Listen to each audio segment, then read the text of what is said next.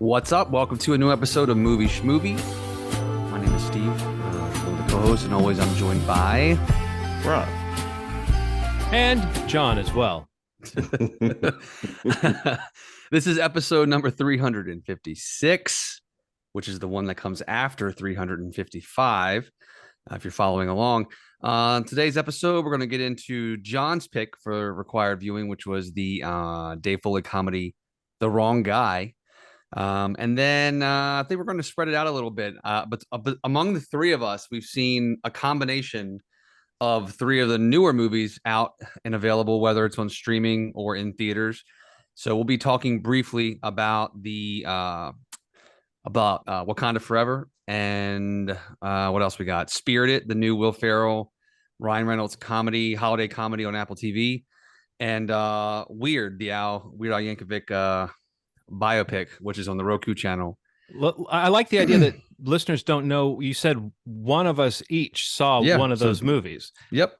But they don't know. So I wonder if right now they're typing us, if they're saying, oh, who's more likely to have seen Wakanda Forever? Who's more likely to have seen Weird? Who's more likely to have seen Spirited? You know, in fact, Steve, my gut thought is people would distribute those titles. I think I know where people would put those titles. If they were being reflexive, if they were just being like, first thought, best thought. Right. So we'll see. Well, stick around and you'll find out. Find out if your guess out there, you're guessing now, right? We'll find out if your guess is correct. You have to stick around. That's incentive. Right.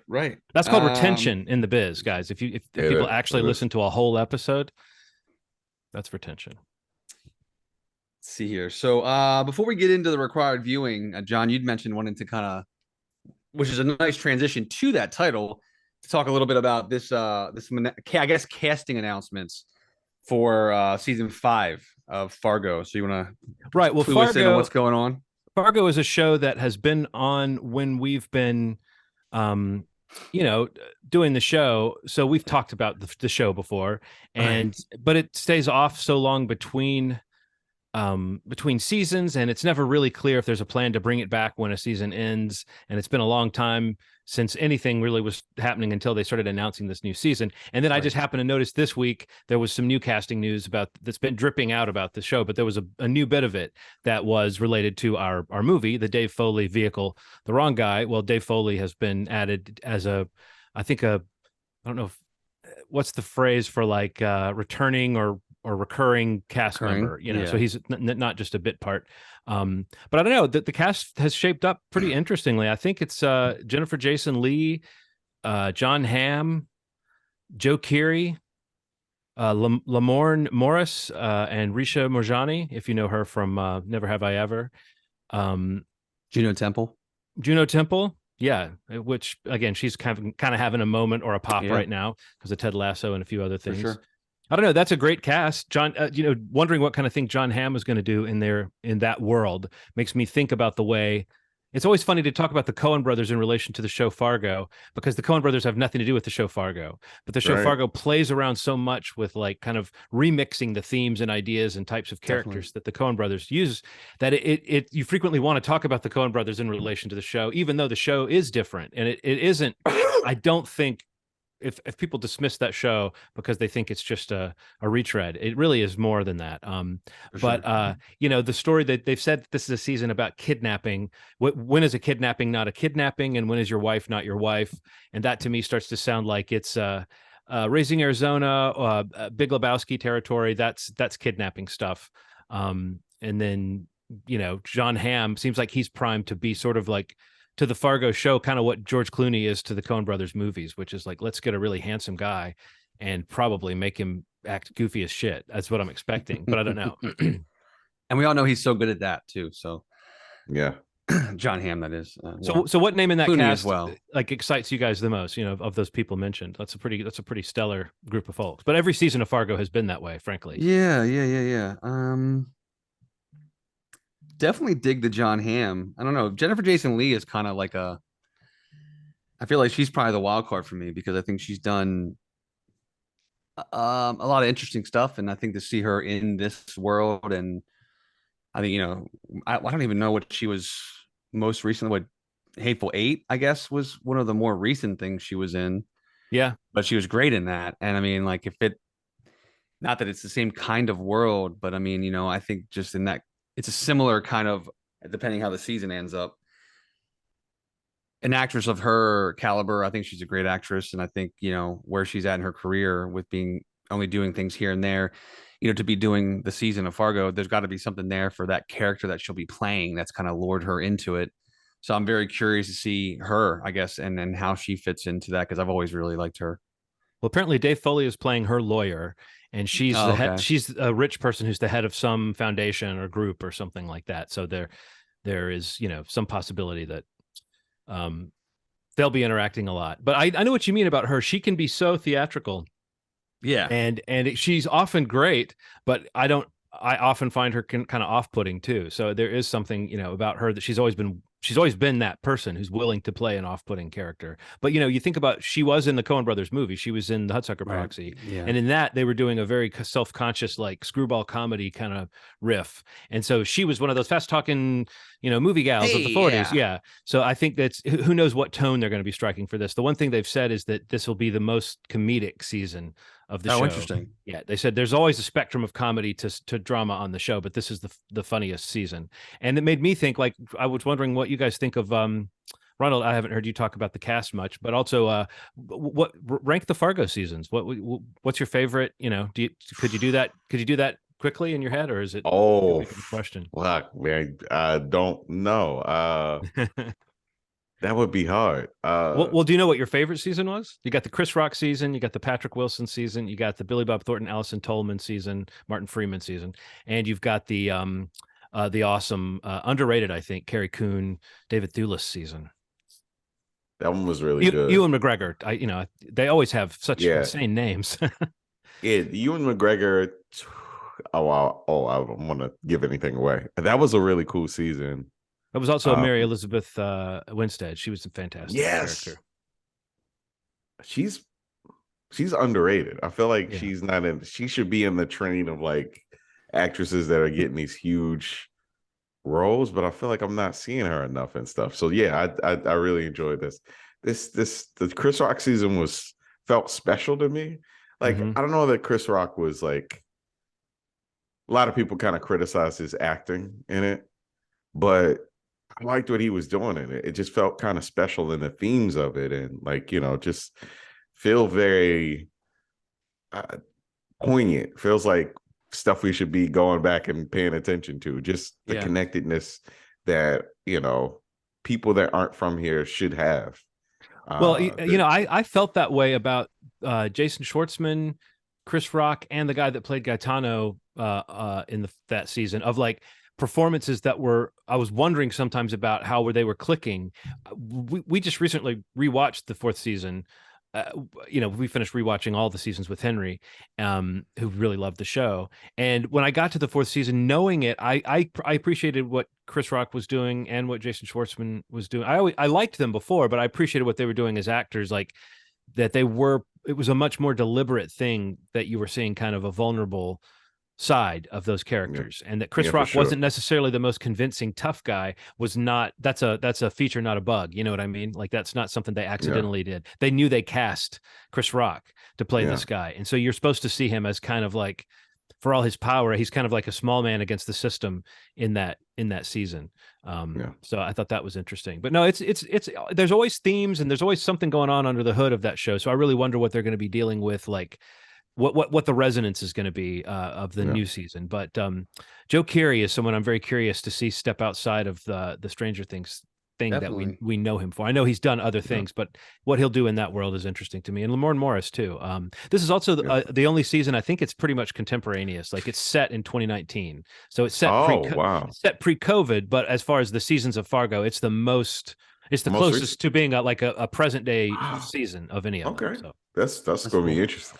I think I have to go 2, 1, 3, 4 from best to worst, and then worst is not even. That's not bad. It's like a scale of all the seasons. I think are at least really good and or great, but the second season I think is like a very special season of television. Like, it's amazing. especially because of the way it dances with the first, the way that it like picks up a storyline and a character, and there's one moment in that season that doubles back and connects heavily to the first season, and it's one of the most beautiful moments I can think of, honestly, of like a show that really gets your heart, and like definitely the warmth of those characters that are trying to do the right thing in that world. I think for me it's 2, and then 1 and 3 kind of edge in and out, like they almost are tied for me, and then 4. But you're right. 4, I still love 4. I think the thing that 4 is lacking is that strong. It doesn't have Carrie Coon, Patrick Wilson, or Allison Tolman. It doesn't have it's spread out through a few characters of like who's the sort of character that you're rooting for, but it's a much more gray world. Whereas the first 3 seasons all have at least one law person who's trying to do the right thing. And that gives you something to hang on to within your narrative, someone who's trying to. The funny thing about season 3 is the way the story keeps going, you realize that and it's the point of the season, is that nobody can ever put the truth together. Like the way that it happens, when you get to the end, you have a pretty good guess, but nobody could ever prove what happened. You the viewer saw it, but no one on the show could ever say, oh yeah, here's the proof that this is what happened. So I love that. Anyway, all right. Well, Dave Foley as a lawyer in season 5, we can look forward to that. But we got to see Dave Foley in a comedy from 1997. I think it came out on video in the States closer to 99 or 2000 or something. Wow. But the screenplay won some award at a film festival, and then they were kind of priming this movie around the same time that he was bouncing off of Kids in the Hall into the news radio space. So he was sort of like, maybe there's a boy that could aspect to him. And it made me think of comedy vehicles as a concept. And that might be a fun, broader topic to get into, as far as like Dana Carvey had a couple different comedians have had a couple attempts to take them and turn them into a movie character, and, frequently they're like based on sort of a sketch aspect of what the sketch comedian did. And Dave Foley, this movie, you could argue it's pulled from 2 or 3 different Kids in the Hall sketches as far as the kind of character and the kind of bits that are in it. But it's a screwball kind of movie. I think Dave Foley's always had an eye for physical comedy, and he's always had an eye for like really dry one-liners and so forth. So it's an intriguing concept. Like, what does a Dave Foley movie look like? How did you feel about The Wrong Guy when you watched it in 2022, Ronald? The Ron Guy. That's what I call you. It was I like that. The Wrong Guy. That sounds I'm the John guy. The John guy. I thought it was really funny, man. It's just there's something that they do in the 90s that they don't really do anymore. Everybody's playing it normal, and then there's one hyper person. I feel like that's not a thing anymore. That used to be like, that was the vehicle back in the 90s. It was like, in order for you to be that person, it was like a movie where everybody's kind of on one level of acting, which is typically just normal people reacting to things very normally. And then you have like this heightened personality that kind of moves all through the story and gives us like context. Because the scream that he had when he discovers the body is still stuck in my brain. You can hear it. Yeah. Yes, you can hear it. And he keeps repeating it too. And that's like that's kind of the like Andy Samberg stuff that I like jokes going on for too long. And that's in 97. Like, it was like really cool to see these like things that I think are funny to this day just lasting for longer than they have to. Stupid jokes that are not connected to anything, the context of the conversation that they're currently having, just stuff like that, man. And and he gets hurt a lot, and I think that's cool. There's stakes involved. There's like a real life shootout that happens, and it is so fucking heightened. And I almost don't feel like he's a dumb person. Like, he's silly, but he really is in the wrong place, wrong time, and not hearing some of the context of some of the things. Less dumb, more like bad luck. So he's very silly, obviously, but no. So it's funny, that silliness of the persona. I was thinking the same thing, Ronald. I didn't so much tie it to necessarily just the 90s, but I did think about like that idea of like a comedy vehicle takes something that's funny about you and kind of spins it into a movie. And like this movie is like it's not Pee Wee Herman territory, but it's like almost like halfway to Pee Wee Herman, because he is a silly physical person in the rules of the world. There are these episodic like little scenes that it goes through like a Pee Wee Herman movie would do, where it's like, here's the part where he's hanging out with these characters, then he kind of moves on. It's got like a road movie feel to it in that sense. Yeah. But like I do think that it's an interesting thing to say that Dave Foley, because again, I know that he was a fan of classic comedy and stuff, and when he wrote a lot of his sketches on Kids in the Hall have a lot to do with like verbal wordplay and stuff, as opposed to some other kind of wordplay. But like it's interesting to see how much this movie does try to give you those little exchanges. I mean, just like going up to the guy at the bus station and saying, how far will $36 get me? And it's like, you're here. And then he ends up selling him a ticket to some place that's not a play. I don't know. I just think that like, and we should say that the basic idea of this is a guy discovers a dead body, then thinks that people are going to think he's guilty of it and that they're after him, like that the law is after him, that they're sure it's him. And and you add to that when he's running, erroneously thinking he's running from the law, no one's after him at any point. I was impressed at how they get all the way to the end, and at no point is anyone really trying to catch him, you know. But I'd forgotten the part that the real killer was convinced that he's a super genius. That it was fun to see Calm Fiore do the thing you were just talking about, Ronald, play it straight, relatively straight against this guy, and have to actually be this guy who's gonna fight a dog in the rain to get a rat so he can eat it. That guy's going to look at the Dave Foley character and think he's some kind of mysterious genius, you know, an agent. Right. And also I think the gag that, you know, this might've been the first, well, I guess this is still after Usual Suspects, but looking around the room and trying to pull a fake name from just elements in the room. This may have been the first time I've seen that gag played this way. I feel like that's become kind of a go-to gag in some ways, you know. But what did he say? Enema Bag Jones. Yeah. When he says the doctor's name and then the enema bag, it's so, oh God, man. I laughed my ass off. I didn't think that I'd laugh so much. It just, what'd you think, Steve? Yeah, I had never seen it either. And and I don't even know, like, I definitely am aware and have seen a lot of the Kids in the Hall stuff, but I can't say that I'm like a fan. I know, John, you talk about him a lot. Obviously, you're a big supporter. But I definitely respect, like, you know, their place in comedy, and I know a lot of people who love them. But having this be the first time I've seen this, and like seeing a lot of the people involved in Kids in the Hall in the like kind of peppered throughout the movie, like I definitely recognize the members. Yeah, Kevin McDonald, the guy who runs the hotel, right. He was frequently like a scene partner with Dave Foley in the sketches too. So them doing a scene together, that's the kind of shit they would do, a sketch where it's just two guys, you know, talking nonsense to each other like that.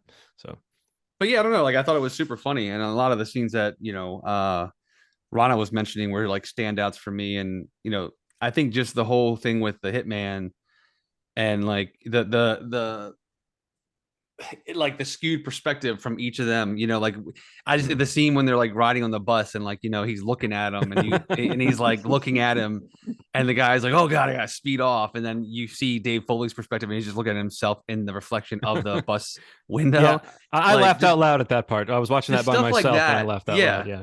And like stuff like that is just so, like I think the good word, like Ronald said, was like silly. It's just it's very smart and it's like clever, but it's so silly. And every situation that he's in where that kind of is playing against what somebody on the other side of the conversation is experiencing or that we're seeing with them, it's always like, it's pretty consistently funny when it flips over to Dave Foley's perspective on what's happening. Yeah. And just how like it's one beat behind or one step off, you know, it's like, it's just so consistently, those reveals are really great. And I also like the agents or the cops that were like kind of on the trail but not on the trail, just kind of doing what they could with the federal budget or he gets the expense account. He's ready to quit the case because the feds are here, and they're like, you've kind of been running this case, we could use your expertise, we'll just give you the expense account. And then after that he's like, you know, just, well, I forget the line, but it's something to the effect of, you know, I don't think he's ever been to this French restaurant either. He's I know. And you notice that when you cut to him, he's got like nicer frames and his suit's better. No, and that you might recognize that guy, Dave Higgins is that actor's name. He's been on a lot of sitcoms and stuff, but I think he's one of the co-writers of the movie. too. Yeah, So he he looked really co-wrote the familiar. movie. And he was also part of when Comedy Central, before it was Comedy Central, it was called the Comedy Channel. There was a show called The Higgins Boys and Gruber, which was a really funny show. And the two Higgins boys were Steve Higgins, who went on to be an SNL writer, and I think like somebody's sidekick on one of the talk shows. I can't remember which show it is. Oh, yeah, that's that guy. Yeah, Higgins. Yeah. He's on oh god, what talk show is he on? He's on. Yeah, I can't remember either. But it was some guy standing on the podium. I can see him. Yeah, I can see him. Well, he's the brother visual. of the cop with the expense Oh account. wow, that's cool. But those two guys and a guy named Gruber were like a really, really super low key deadpan show on the original. Like it was really low budge with the shows they had back then. And it was mostly like announcing clips from old movies and shows that they had. So you would see a clip from some 1930s like Marx Brothers movie, and they would have people announcing that like MTV VJs, but they were characters. Cool. Anyway, Dave Higgins is somebody I remember from back then. And I felt that kind of dry, kind of Midwestern, I don't know. It's similar to the Canadian deadpan. This movie definitely has that. It's silliness, but it's played so low level that like it really is kind of what you were saying, Ronald, that you do have, here's a wacky guy, here's a sarcastic kind of idiot, but you're right. There is something, he's kind of too smart for his situation. There's a point late in the movie where he actually says, "Oh, you mean I could have just done nothing and I would have been fine?" Right. and it's like he's smart enough to realize that, you know. But no, and I can't remember who else I thought had a funny little moment in it, but there were a couple of people. Oh, Jennifer Tilly is very solid in it. Her character's funny. Oh, yeah. Some of her physical comedy with the narcolepsy is just really, it's just perfectly deployed. Yeah. So yeah, no, I was thinking like, I hope this holds up in any way. And I was sort of like pleasantly surprised how often I was laughing. I think like all movies like this, all comedies like this, you get into the third act and it starts to get a little shaggy. And then it kind of wraps up with something funny, and then you're good. But like right up and I loved like right up through the bank that's being put out of business by the mean farmers. I thought, oh, that was funny. But like, I feel like once it hits that spot, there's like a 15-20 minute stretch where it's like the first stretch of the movie where Dave Foley himself is not having a lot of new bits to do. And that's where it starts to flag a little bit. But I think, you know, the way it ends with him still kind of not getting it, like even up to the moment when he's getting the girl, he still doesn't realize, you know, how to play it. So I think that like it's not one of those comedies that turns serious for some moment at the end. It stays sarcastic right up to the last minute. Yeah. No, it was good, man. I mean, like I said before, last week, like I remember always seeing like the box for this movie and just like never, I don't know, just I hadn't ever seen it. So like I had an awareness of what it was. But I also dug the like the like the barbershop cop quartet like thing around the fire, and he's like he's just like he's really into their song, the one that plays over the credits or the beginning of the credits. I liked when the villain is in he's in the van with them. He's like, you should fasten your seatbelt. He's like, and he hit his head on the mirror. He's like, I told you should have. Like those of us who wore our seatbelts are okay. Yeah. So funny because he's not worried about dying so much as he is being right in that situation. Yeah. Well, he's such an adolescent too, because there's a couple of moments with Jennifer Tilly where like there's one where he tells her she's a very beautiful woman. She's a very beautiful woman. And she says, "Really?" And he kind of looks at her like he's reconsidering what he said. And he goes, yeah, like, yeah, pretty much, you know. And then there's another part where it's right after he meets her and her narcolepsy that she drives off the road. And she says, she wakes up and says, "Oh my God, did I just have one of my spells?" And he's like, "I'm assuming you did." Yeah, no, I liked it, man. It definitely was a good watch and so funny. Good pick. All right. Well, what's the next required viewing? Whose turn is it? Is it you, Ronald? Ronald. Yeah. So I posed the question on TikTok and YouTube and all over the place and even Twitter. And I really wanted to know, is Art the Clown a new horror sort of figure? So Terrifier. I haven't seen Terrifier. I'm assuming you guys haven't seen Terrifier all the way through. If you've, I've seen probably the highlights of Terrifier because I was curious when I heard about the nature of the gore. But yeah, no, let's that. Yeah, I need an excuse to make myself really do this. Yeah, that's the excuse to get to sit down and watch it. I've been refusing to watch it. Yeah, no, I mean, remember you were saying that on our thread, and I was like, yeah, I tried to watch it when I knew what it was, and like it was one of those things I was always like, I should probably check that out. But now that Terrifier 2 is kind of making some waves and doing as well as it is, it's like, yeah, it's probably a good reason to go ahead and make it happen. So okay. Terrifier. All right. Yeah. I'm shaking it up because this was hard for me. I gotta be honest with you. I could have went with something that like, oh, this is a thing that I grew up on or something like that. Man, I'm making it something that I know that I'm gonna have maybe have a problem watching. So I'm gonna pitch a little idea about required viewing to you guys. See what you think. Do you think like all through December it's Christmas movies? Oh, I would love that. And then like maybe in February we do romantic comedies or whatever, like that we force a theme on I wouldn't mind. So we're not doing Thanksgiving movies this month. I was trying to think like there are 2 or 3. There's definitely 2. I mean, honestly, I thought of 2. Terrifier is a Thanksgiving movie. But also there's Home for the Holidays. I guess we could name them all and run it. And then there's the one with there's the other one that I always confuse with Home for the Holidays. What do you consider Planes, Trains, and Automobiles? A Thanksgiving movie. Yep, there we go. So that's one. I mean, I think if Thanksgiving figures in the plot, then it qualifies because that's kind of what people do. Yeah, is the Family Stone Thanksgiving? That's the one I was trying to think of. I think it is. Family Stone. It's people in sweaters. Yeah, the family. Yeah. I love that movie. Anyway, it's a thought. Maybe we just named all the Thanksgiving movies. But I thought you wouldn't want to lock down every month of the year, but for those every now and then, it seems like it'd be fun to sort of force it because Halloween, October was a natural time to do some horror picks. So, no, but I like Terrifier for Thanksgiving. So they want to do the holiday movie. He's carving people up. So yeah. So I guess anything else about required viewing right now? We got Terrifier for next week.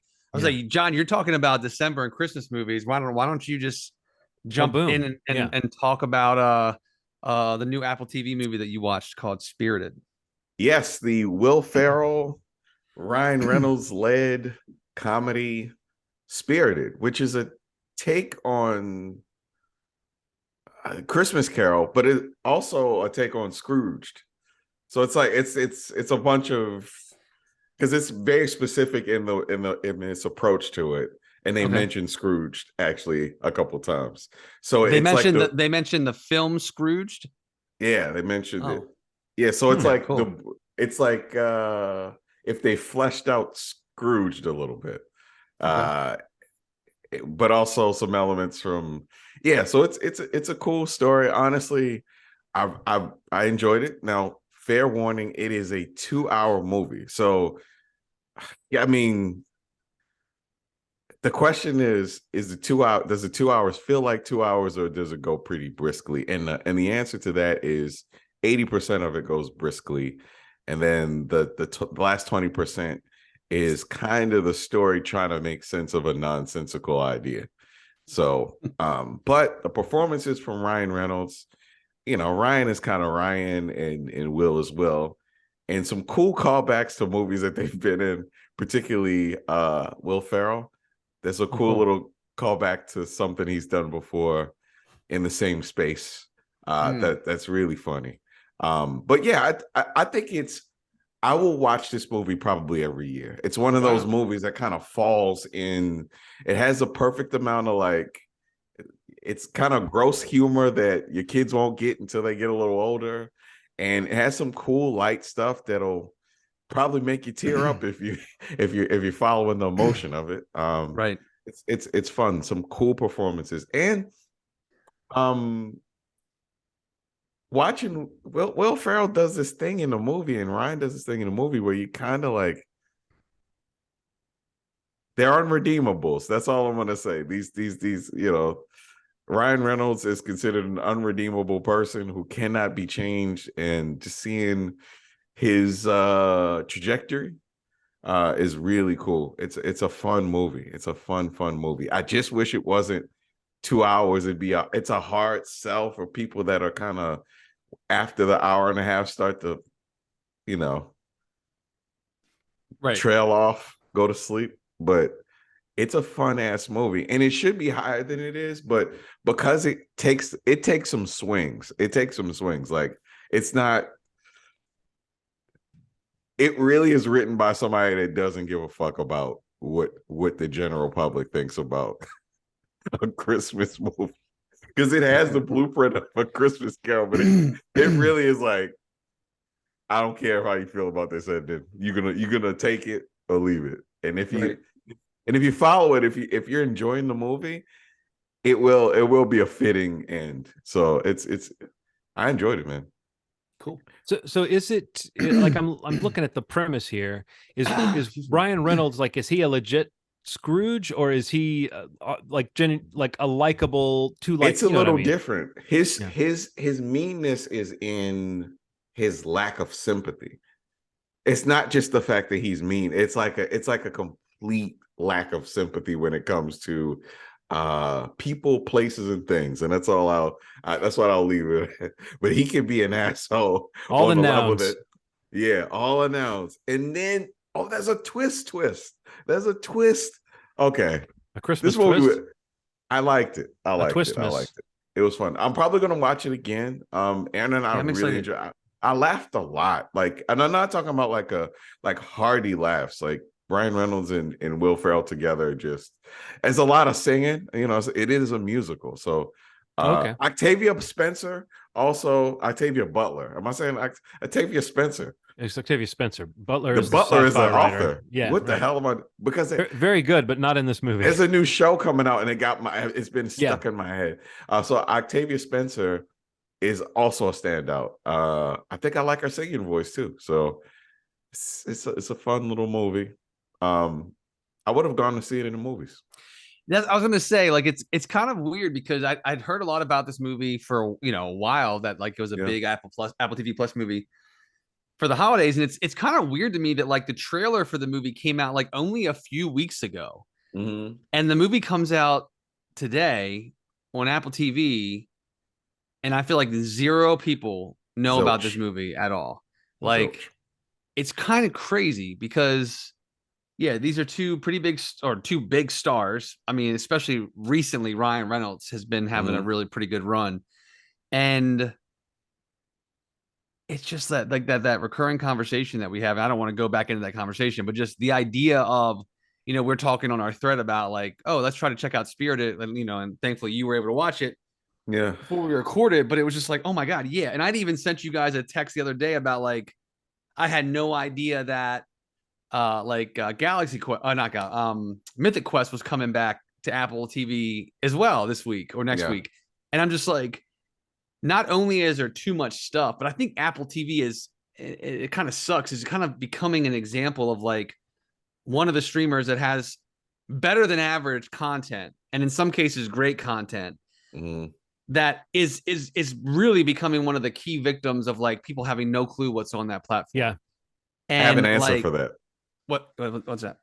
They don't give it. So when we first started, they were kind of giving. I mean, this is some insider baseball sort of shit, but right. When we first started, it was very easy to get their content. Now, critics aren't getting the stuff until the 2 days before things come out. Sometimes for the movies, especially the TV shows, not so much, but the movies that are supposed to be these like contenders for awards and stuff like that. We aren't getting those until like a day or two before it comes out. So if we want to sync this watching experience up, that's really hard to do. Right. A day before, it comes out, 2 days before it comes out. So Apple, if I could give you guys some feedback, just give people some time to watch things so that they can rave about them. Because I know Ryan Reynolds is going to rave about it. I know he's going to be the person that gets some eyes on it. But if you give critics enough time to watch things, it seems like Apple is kind of like on their own little island though, because like they're one of the few streamers that don't only do streaming. Really, it's them, and well, I take that back, I guess, but depending how far up you go with like HBO Max, but like Apple and like Amazon Prime, especially, I think are the two big ones where like they have really big things on there, or they have some pretty great content if you know what you're looking for. But they're also two businesses that aren't relying on the streaming platforms to For be sure. what makes them profitable. These are like tech giants who happen to have a streaming platform to be competitive, to get big names. And it's obvious that Apple is trying to kind of mimic or mirror what HBO is doing with HBO Max now, like in terms of the quality of their content. Oh yeah, for sure.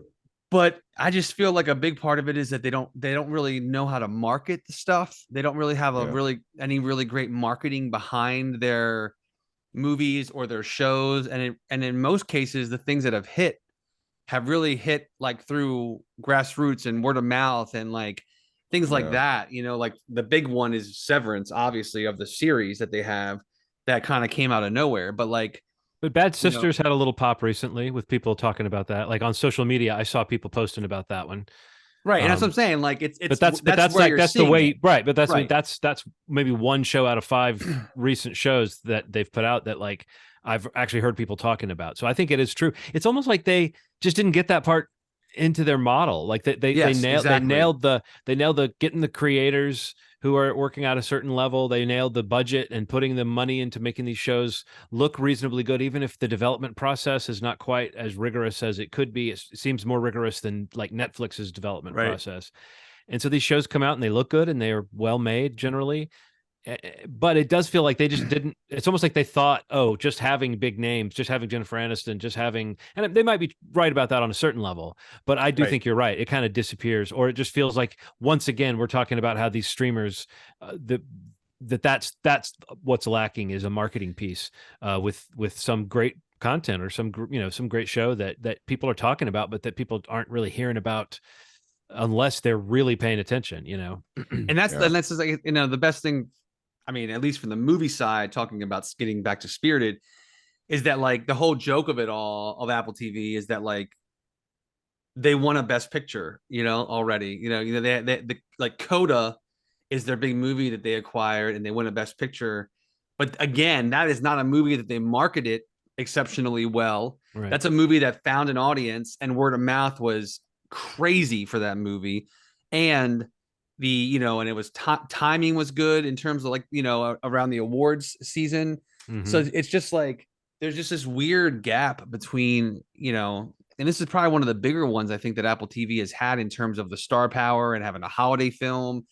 And just like, it seems like a surefire type thing, but I don't know, I guess we'll see kind of what their intentions are more as it goes along. But it just seems like a lot of their content, they're kind of just building up a library because they don't have a back catalog of content that they really kind of rely on for subscribers.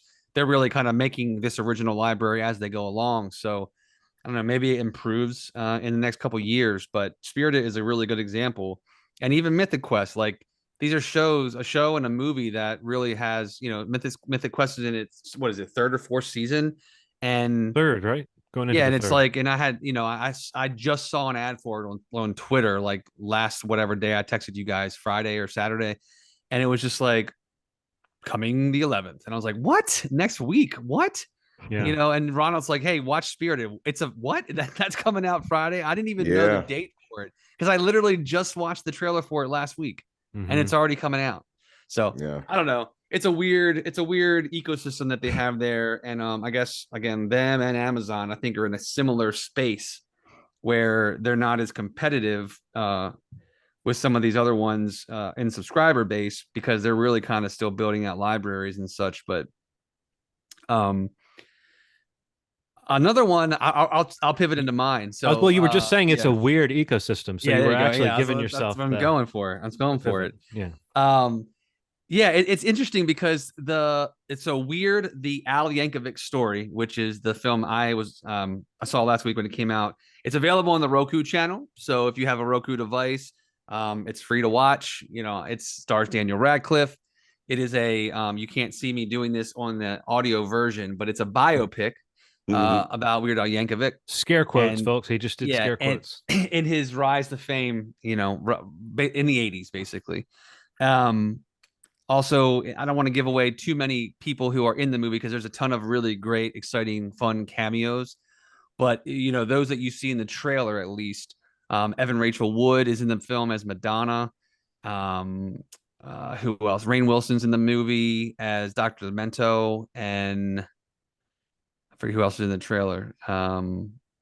I don't know. I don't want to give anything away, but basically, I really like this movie. I would say if you have a Roku, if you have access to anybody that has a Roku, and you like, especially if you like Weird Al Yankovic or are a fan of Daniel Radcliffe, because this is one of the most interesting actors out there. This is Harry freaking Potter, who just seems to be picking some of the most interesting roles that somebody in his position could pivot to post, iconic IP character like Harry Potter. Whether it was Swiss Army Man or this film. He was also in that one where he's like undercover with like the neo-Nazi group. He was really good in that too. Yeah. I don't remember the name, but you're right. Can't remember the name, but he just does whatever he wants basically. And he always picks something that is just kind of what you wouldn't expect. It's like the left field choice of what the next thing that somebody who, was one of the most iconic characters in film history is doing. So, to see him play Weird Al Yankovic, I think the choice of, Daniel Radcliffe to play him is a funny one. And I think that plays into the movie because in fact, the movie's it's kind of like a satire biopic, kind of more in the vein of like Airplane or Naked Gun, those kinds of films. And tonally, it gets those kinds of it's much more akin to those movies than something like Scary Movie or Epic Movie, any of those movies that came out in the late 90s, early aughts. But I thought the movie was hilarious. I thought it was way better than I thought it was going to be, especially just because they shot it in 3 weeks and it's on the Roku channel. And I don't want to say expectations or my assumptions, but I was like, what?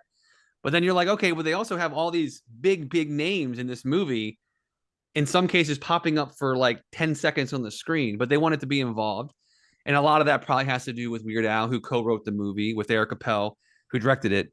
And most people probably know him from Funny or Die. He's done a bunch of sitcoms like Brooklyn Nine-Nine. He did Teachers. He did Son of Zorn.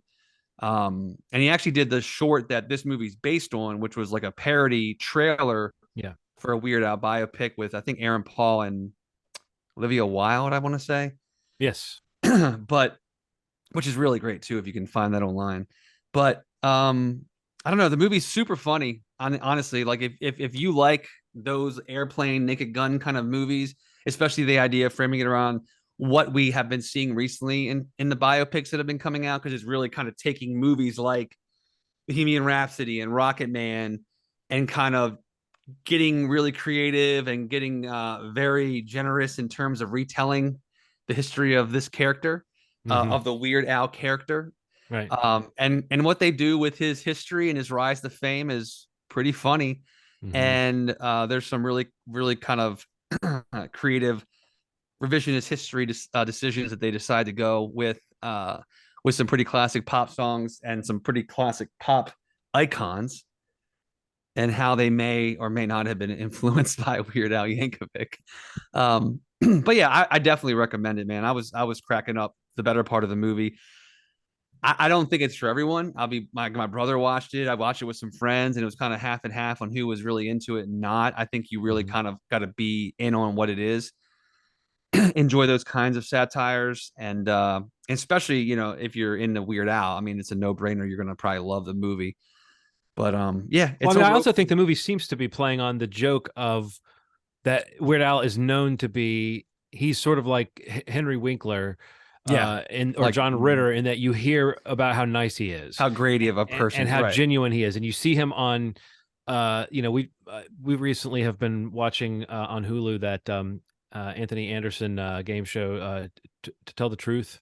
Anyway, it's got celebrity guests on the panel. It's a good dumb thing to just kind of put on when you're eating dinner, sitting down as a family. And Weird Al was on there, and he was just doing his usual Weird Al thing, being on a celebrity panel. And like I said to Nikki, he's so good at being Weird Al. I know. And she said, yeah, that's exactly it. And I do think that that's this movie. I guess what I'm saying is not just being a fan of Weird Al, but even if you just understand the persona of Weird Al, it seems like this movie, the joke of, we know he wasn't this guy who had this crazy. In fact, his life story has a few details in it that would be the stuff of great drama, but I don't think this movie deals with them at all. Like, I don't know how this movie deals with his parents, but I don't know if you know that in real life, his parents like died in a fire, I believe. I don't want to be saying that if it's wrong, but which is highly tragic. And I don't think this movie touches that at all. But I'm saying, so it's like, it's not just that this movie invents biopic material for the satire. It steers clear of genuine biopic material that you might have hung a movie on, if you wanted to say, I'm going to do a drama about this guy. So no, I think that, it's just, it's like, I love it when something that feels like a joke this is like, to me, feels like the more hopeful version of what Tusk was, which is like, a joke that turns into a movie. But when you're sitting around with your friends and you start spitballing like, there should be a movie called about da. It's great to see someone actually make the type of movie that would be a poster hanging on the wall on 30 Rock. That's exactly it. Yep. That's it. That's perfectly what this movie is. And I think I mean, I don't know if either of you are into Weird Al, but I mean, no, since I was the right age for it until now. Right. Yeah. I was like, you're gonna eat this up for sure. We were talking about streamers and you mentioned HBO Max a second ago, and I was just wondering really quickly, has anyone been watching White Lotus as well as me? Okay. What do you think so far, Steve, of the second season of White Lotus? Loving it so far. Yeah, it's amazing. I mean, Mike White, man.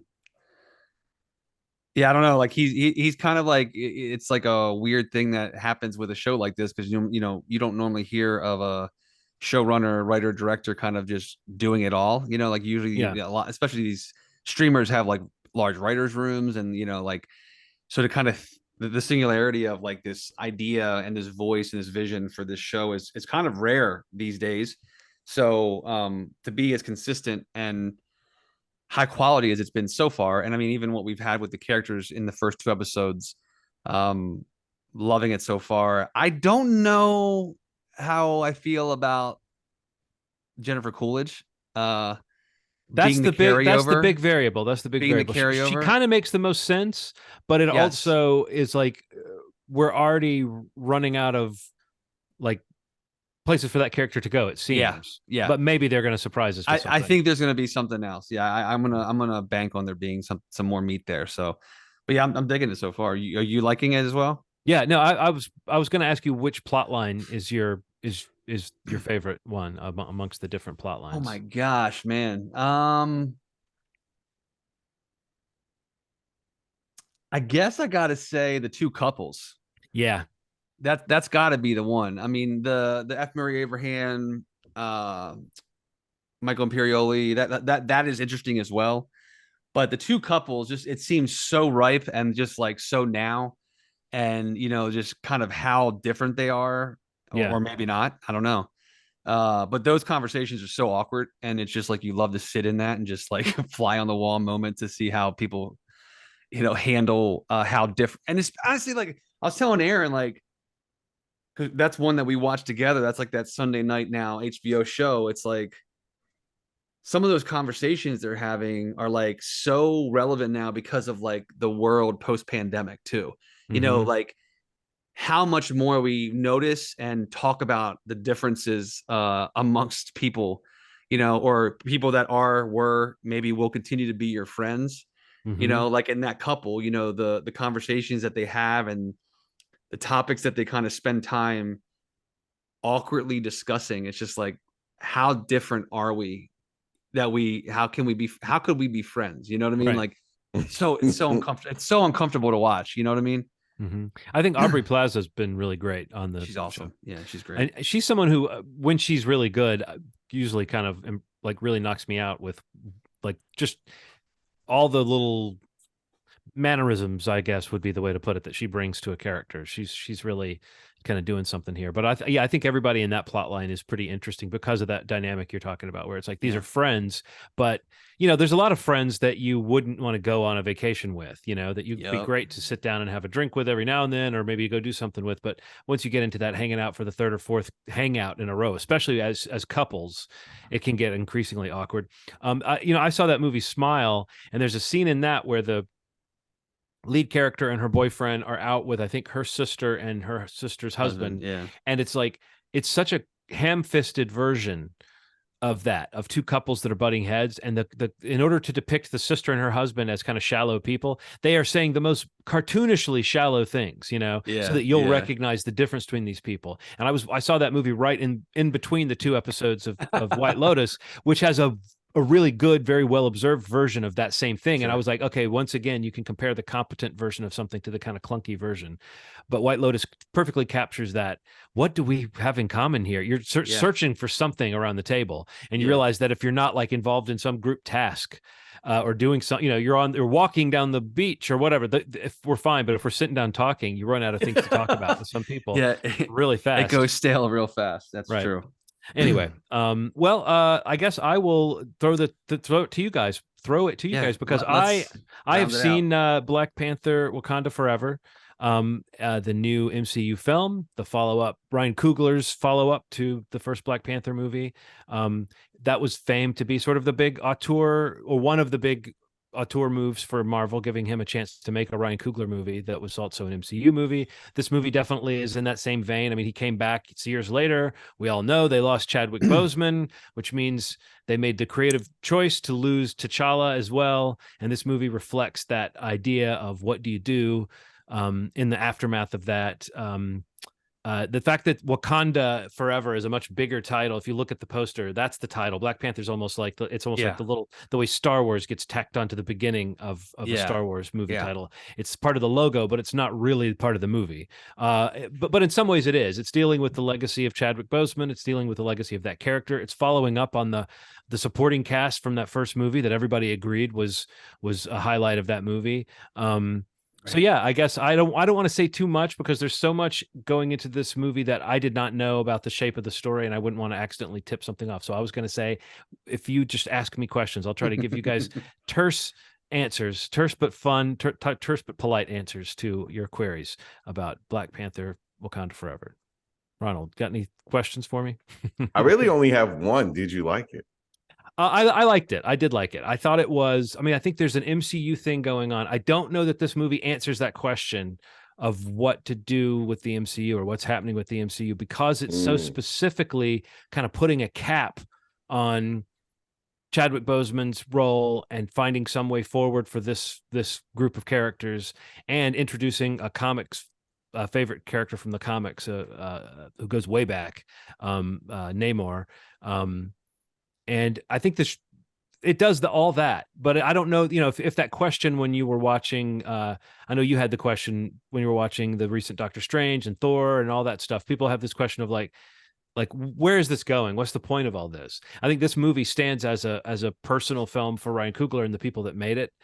I don't know that it gives you any further indication of that feeling that the MCU is going somewhere or has a plan. If that's been a concern for people, this movie is like, it's a different version of that, but it by its nature, they've even said this is the last movie in Phase 4, right? So this is kind of like almost like an epilogue to what's been going on. But like the other Black Panther movie, it's sort of equally connected to the rest of the MCU as the first Black Panther, which is plot wise, there's not a lot that connects that first movie to other events in the MCU. So this is much more about that Wakandan group of characters that you haven't gotten to see since, you saw them a little bit in the Avengers movies, but they didn't really have, like, M'Baku was just kind of there, right. In this, he actually gets to be a character. So, Steve, any questions? Where does it? Yeah, I think I have two questions. Right. Where does it rank in your Phase 4 list? That's a good question. Because it's like, I don't know if you've ever had the feeling of like finding something powerful, but not necessarily enjoying it as much as maybe some other things. This movie's very powerful, and visually there's some really interesting things that it does that, like Chloe Zhao didn't get a lot of love for the Eternals, but that movie too represented a person making their type of movie. Heck, Taika Waititi got to make a Taika Waititi movie with Love and Thunder. They do let these directors make their kind of movie. Right. I think it helps this movie that Ryan Coogler is trying to make a movie that feels like a quote unquote real movie. It still has the Marvel kind of house style, but there's some scenes where visually it's just an interesting staging. There's one particular scene in the movie that actually is like creepy and scary. And I was thinking while it was going on, this is scarier than any of the supposedly horror elements that have been brought into MCU projects, and things like Moon Knight or Multiverse Doctor of Madness. Strange, yeah. But I think Ryan Coogler, we know he can put together a nice, big, epic feeling movie. I think it feels big in some ways and small in other ways because what it deals with is such a kind of narrow scope of what characters are important to it. But it introduces some new things. And if you're a comics person and you've been wondering when something like Namor is going to hit and how they're going to do it, they do a really good job of, I won't say more than this, of establishing that character as he exists in the comics. He's always had a very interesting way of relating to the other characters and like being kind of in his own arrogant world, and sometimes heroic and sometimes not. And this movie perfectly captures that aspect of Namor. I would say the problems they had with Scarlet Witch of like, here's a character who's the villain of this movie, but we're supposed to see their humanity or maybe know their story. Namor is a better version of that, of like, here's a character that is antagonistic in a story, but it's not quite Killmonger, but it's a similar thing to saying like, there's a slightly different version of this story where you'd be following this character's storyline, but there is truly like, it's violent. I mean, there's some pretty nasty things that happen in this movie too. So like when stuff gets real, there's definitely casualties in this movie. Back to the question, where does it rank in Phase 4? I guess for all those reasons, I'm going to say that, because I think I might have had more fun at some of these lesser movies. Probably in the middle for me. In the middle, okay. Maybe middle top. I'd have to say, how many movies are in this phase? It's a mid top. Okay, that's enough. Well, let me just say, it's Black Widow, Thor. What is that? What else? Eternals, Shang-Chi, Spider-Man, Shang-Chi. I feel like Spider-Man and Shang-Chi, and maybe even Thor: Love and Thunder, were more fun for me than this movie. But I think that in terms of, again, it's Ryan Coogler. You kind of know the tone and feel that he can bring to a movie. There's an eye for spectacle that he has, and they let him make a movie that is has its own look and feel to it. So I think for that reason, I'm putting a little higher than I would if I were just talking about like the story. I don't know if you guys know, it's 2 hours and 41 minutes long. Right. It feels like it. I hate complaining about the length of a movie because it's like, well, that's what they gave you. Those are the scenes that are in it. But sometimes when you get to the end of a movie and you're feeling a little bit exhausted with it, it's hard not to think that runtime is a factor there. But this is a really well-made movie, and I've seen enough reactions all over just my feed. So people are having a great experience with this. So my 8 out of 10, 7.7 to 8.2 or something out of 10. That's not bad for this type of for a 2 hour and 40 minute movie. So yeah. Okay, real quick, second question: which had a better third act, Black Panther or Wakanda Forever? Oh man, that's a great question, Steve. I would say I would answer that by saying it's not quite a draw. God, it's a draw for different reasons. Once you've seen it, we could talk about why it's a draw. But I will say that there are ways it improves on that ending, just visually. And then there's also ways that it falls into the same complaint you might have about almost any Marvel movie, which is, the best parts are the character parts. And the parts where it starts to lose you is when you're lurching into one of those third act action sequences that you've sort of seen before and you're really wanting it to be something special. That's mixed results on the action itself feeling really special. But mixed in with that, there'll be some amazing shots. I mean, like there's some really crazy stuff the way they stage some of the fighting. So it'll be like, something you've seen before smashed up against something that is Ryan Coogler really, and his cinematographer really pulling out all the stops in terms of just here's bodies like like climbing down the side of a ship while other people are climbing up the side of the ship and they're fighting like vertically on the side of a ship. Like stuff like that is really well choreographed. But then there's other scenes that are just like any movie where it's like, it's that third act fight, that last 20 minutes where you thought maybe it was ending and you realize it's not the end, and then you go, there's another 20 minutes here. Yeah. They definitely do that. I gotta say, I'm concerned. I can't wait to see this movie. This is the movie of this season right now for me, and I think for all of us. Yeah. But like, I'm concerned. Like your response, I totally respect your response a lot, which is why I'm concerned.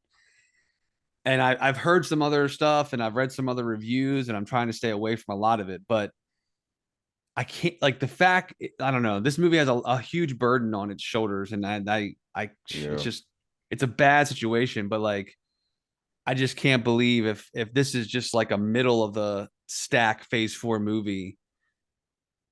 I feel like that's a big miss. And when I say middle top, there might be only 2 movies that are technically like better than this. But when I talk about that fun factor, this did not. But I mean, I don't necessarily need it to be a romp, so I don't want people to think that my expectations didn't factor in. But I would think Spider-Man, No Way Home is still, you know, the most successful all around for me of like the phase 4 movies, feeling like a special step forward after what they did in phase 3, you know, after the highs and lows of that. But I think people are, I mean, this movie is definitely made on that scale, and visually it's got the scope and the spectacle. So I think that in some ways that puts it ahead of some of these other movies that might have been a more enjoyable experience to watch for me, or more fun, more ideas, you know. But there's something about just making, and I saw where someone said it's a bad sign for the MCU when it feels like a real movie is a compliment that you pay to one of these. But this one feels like a real movie in that way. It's got that maturity. It's got that, I mean, almost reminds me of like Jordan Peele, the way that, you know, his movies are kind of filmed in a no nonsense way, but there's so much control and there's so much attention paid to mood and lighting and all that stuff. And I feel like Ryan Coogler is that kind of craftsman. It's like, it's not super showy, but you get the feel. Every scene has its own kind of feel to it. And there's one nighttime action scene that's staged, like I said, so creepily and well that you know, it's got moments for sure. Cool. Like really like high highs for sure. All right. We should probably have a State of Marvel conversation after we all see. Look, man, I tried to have this with you guys before, and you again treated me like a pariah. Well, look, you can't tell me that coming out of 3 into 4, it wasn't like they were firing on all cylinders. I think I feel like we've had this conversation every time we talk about a Marvel thing. No, I was afraid of 4. Remember, I was like, you were also pretty down on the last 2 Avengers movies. Not on your feelings about them, but going into them, you were like, remember, you still owe us ice cream. I still owe you guys ice cream. I haven't watched them again. Now I watched them. Her niece wanted to watch them, but I haven't watched them myself. I've been watching a couple other ones though. Yeah. It's just not my movie, man. Yeah, I don't know. It's just like I don't know. Like, I don't know. Yeah, we'll man. Talk once they got into the magic, that's when it got weird, man. I knew it was gonna happen. It's just really hard to depict space and magic and shit like that. I don't think that's the problem. I don't think that's the problem, though. I mean, I think that there's something else that happened. I think maybe that's the problem with mainstream audiences going gaga for these movies. I don't think that's a problem with the movies themselves. I think there's something else going on. I think that there's like, because I think that every time I feel like the last 9 Marvel things that have come out, we've had the State of Marvel conversation, but like we haven't had like a logical stopping point to kind of stop and look for. Yeah. But no, I think that like, no, it's an interesting thought, because I think it's just all things kind of pass. Like there's the specialness of something, the feeling that something is that thing you're waiting for. And Marvel had a pretty decent long run as far as being running the conversation. Yeah. And so for it to now be just another franchise is not the craziest thing in the world, but it is interesting to note like what has happened to make that come about. And also you wonder going forward, like with James Gunn over at DC, are they going to get some really major mojo working? And is it going to be like an era where that's clicking and Marvel is kind of, I was going to say, if there's ever a time for DC to make a move, it might be right now. Yeah, because you're only as good as your last movie. You're only as good as your last movie. And the reality is that like this movie's getting great reviews, and this movie's going to make $1 billion. Yeah, it's extremely well made, and there's no question that I'm going to like this movie. Like I am confident I'm going to like and or love this movie. But I feel like just that the No Way Home thing that John mentioned, like the complete home run, you know, out of the park, like just no question. I feel like Wakanda Forever being the character, you know, being the franchise, the character, the way that they're kind of going with the marketing for this movie, rounding out phase 4, you know, there's just and again, it's a bad situation. It's sad. It's tragic. There's so much on this movie in this IP franchise to do and accomplish on so many different talking points, and it's almost like an impossible feat. And that's really the reality. But I just can't help but think that, you know, getting out of this phase. Well, I guess getting out of the phase on at least some sort of high with this movie is probably a win, because I think even though Thor kind of was very mixed and people either really liked it or didn't like it at all, you know, that movie still made almost $800 million worldwide. Like, it's still a huge hit. So it's just more a question of these movies can't just make money like that. That's not sustainable, especially when they're trying to do something on Disney Plus. They've got to try to recapture whatever their intention was of interweaving the TV and the movies and the storytelling and the, you know, that like serial nature of the 1, 2, and 3 phases, you know, in terms of like that drive to the next movie. Because right now that drive is not happening. Like, there's no drive to the next film in this series, or in the phases at least, beyond what they throw in a stinger or things like that, just to kind of, that's really where they're trying to accomplish some of that stuff. And that's not enough. No. And I just think that's, it often feels just stuck on. Like, it can actually feel kind of like it totally takes a little bit of the air out of the the end of the movie, and it's like, what was that all about, you know? Right. It just seems like this whole phase. I think that's why they cut it short. I think that's why this is the shortest phase out of all the phases. And I think this is kind of to have a positive reset. I think it's ending on this kind of amazing footnote, just giving praise to a guy that was an incredible. Yes.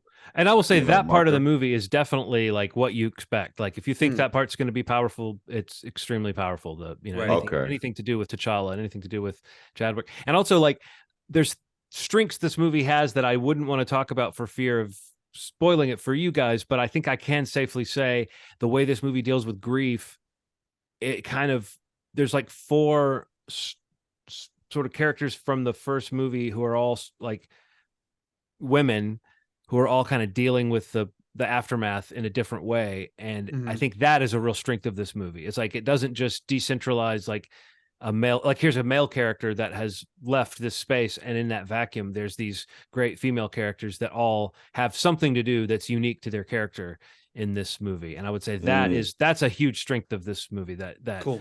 that I could say you can look forward to some of that. Like, if some of those, you know, if you're a Lupita Nyong'o fan and you're hoping she gets to do some cool stuff in a movie like this, or if you like Letitia Wright and you're hoping she gets to do some cool stuff in a movie like this, then you're in luck, you know. So can't wait. All right, so what do we got? We got required viewing for next episode is Ronald's pick, Terrifier. Yes. Then we've got about Atlanta, right? We'll talk about Atlanta next week. But just to recap this episode, Ronald talked about Spirited, which is now on Apple TV Plus. Weird, the Al Yankovic Story is on Roku, the Roku channel. And like John mentioned, Black Panther: Wakanda Forever is in theaters everywhere. Everybody's seeing this movie, so you know where that one is. But they're adding screenings everywhere right now. They just added one in my guest room upstairs. They're trying to make a buck on this one. No matter where. Movieschmovie.com is the website. You can subscribe there to the audio podcast on whatever platform you choose to listen to your podcasts. YouTube.com/Movieschmovie podcast is the YouTube channel. You can subscribe there, like, hit the bell, get all those notifications. We kind of put stuff up there throughout the week to kind of tease the upcoming episode, and or when news drops, we try to comment on it as quickly as we can for things that we think our audience may be interested in.